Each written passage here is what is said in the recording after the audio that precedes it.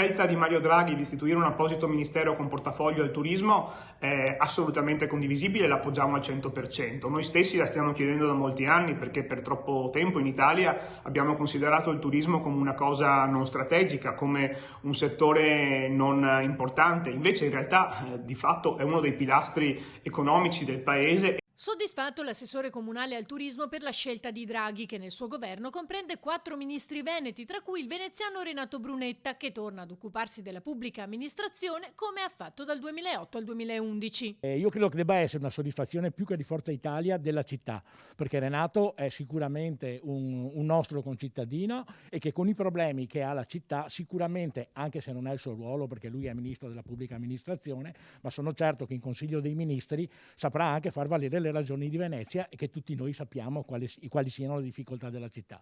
Renato si era anche impegnato nella riscrizione della legge speciale per Venezia, quindi noi confidiamo che al di là del suo incarico, che è comunque un incarico delicatissimo e difficilissimo per quanto riguarda riformare la pubblica amministrazione, ma soprattutto noi siamo convinti che possa dare un aiuto alla città e in questo momento Venezia ne ha tanto bisogno. È proprio questo l'appello unanime che arriva dalla Laguna. Venezia deve ovviamente essere considerata, deve ovviamente essere di fatto la piattaforma da cui far ripartire l'economia turistica per il nord Italia insieme alle altre città d'arte, e questo noi stiamo chiedendo al governo, lo chiederemo anche al nuovo ministro a cui auguriamo ovviamente buon lavoro, nella speranza che il fatto che ci siano più ministri veneti e più ministri anche nel nord Italia consenta a queste nostre regioni di avere maggior voce in capitolo, maggior considerazione rispetto a quella avuta nel precedente governo, che era invece a trazione assolutamente meridionale. L'altra questione importante per il Veneto è l'autonomia, di cui ora si occuperà Maria Stella Gelmini, ministro agli affari regionali.